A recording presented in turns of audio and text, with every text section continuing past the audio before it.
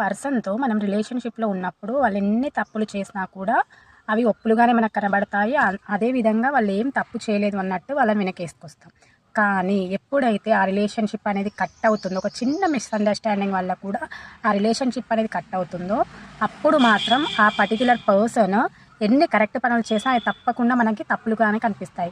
ఇంకొక విషయం చెప్పనా ఏంటంటే, మనము వాళ్ళతో మంచిగా ఉన్నప్పుడు వెనకేసుకొచ్చిన మనమే, వాళ్ళతో మంచిగా ఉన్నప్పుడు ఆ పర్సన్ చేసినటువంటి పనులే మనకు ఒప్పులుగా అనిపించినటువంటి ఆ పనులు మనకి ఇప్పుడు బ్రేకప్ అయిపోయిన తర్వాత, రిలేషన్‌షిప్ దూరం అయిపోయిన తర్వాత అవే పనులు ఇప్పుడు మనకి తప్పులుగా కనిపిస్తాయి. ఇది నిజమా కాదా? వాస్తవమా కాదా? మీరే చెప్పండి. ఇది మాత్రం నిజమండి. అంటే ఒక పర్సన్‌తో మంచిగా సాంగత్యంలో ఉన్నప్పుడు వాళ్ళు ఏ పనులు చేసినా కరెక్ట్‌గా కనిపిస్తూ, ఆ రిలేషన్‌షిప్ దూరమయ్యాక ఆ పర్సన్ చేసినటువంటి మిస్టేక్స్ అనేవి తప్పులుగా కనిపించడం అనేది వాస్తవం. ఇది జీవిత సత్యం అండి.